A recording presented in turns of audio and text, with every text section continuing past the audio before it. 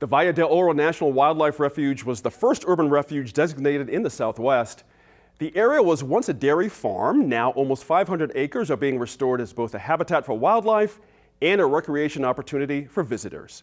Last fall, correspondent Laura Pascas took us to the Valle de Oro for the November installment of our monthly series, Our Land.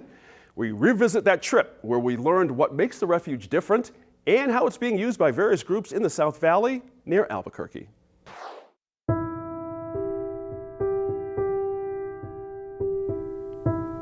When Price's Dairy went up for sale a few years ago, residents in the Mountain View neighborhood took notice.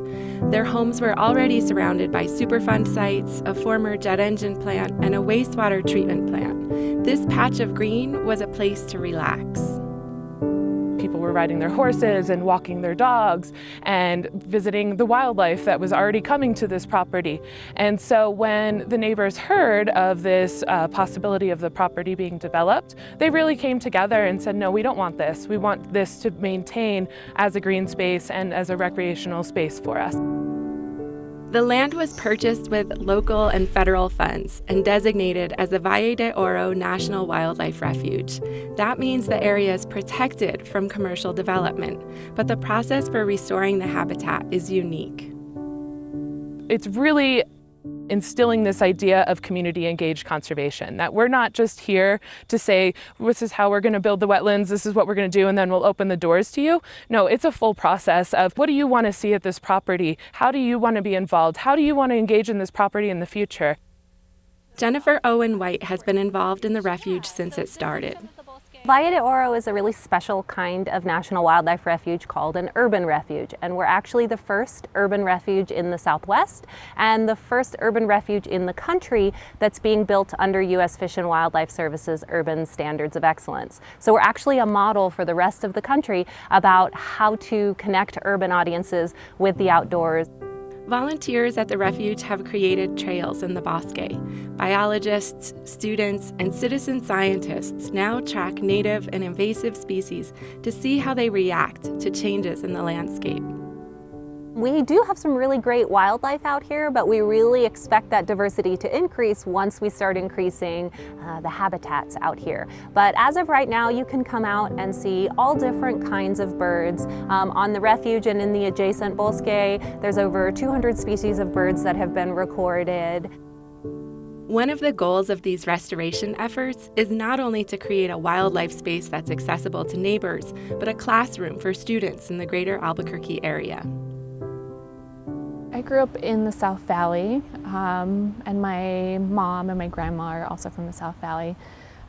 So I feel like a special connection to this space. I also went to school in the South Valley, so I feel like I have a kind of a solidarity with kids in this area and providing these opportunities for just to be outside and to see the world around them.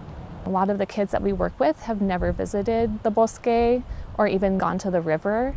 It's nice to be able to provide that safe space for people to explore. And some young people are working on the refuge with various groups like Rocky Mountain Youth Corps, La Placita Youth Corps, and AmeriCorps. Our focus here at the refuge is having programs that are repeated visits that are very intimate. We get to know the kids pretty well. Our focus is mostly citizen science. So we want to have kids come out to the space, become familiar with it, and create a really intimate connection. And in the process, learning through science and real life experiences. Staff and volunteers at the refuge and partner organizations in the community also want the environmental impacts of the refuge to go beyond its borders. They hope it will complement efforts to improve the air quality and other concerns for local families.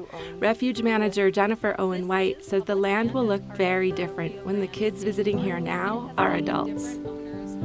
Coming this next year and for the next 5, 10, even 20 years going forward, there are going to be a lot of changes out here. We're going to be building a brand new visitor center, constructing trails, boardwalks, overlooks, wetlands, more of the bosque riparian habitat, some upland habitat like the foothills, some grasslands, and really taking what looks like a monoculture farm and diversifying it. There's still a lot of work to be done at the refuge, but lessons learned here could be shared with other communities in New Mexico and across the country. For New Mexico in Focus and Our Land, I'm Laura Paskus.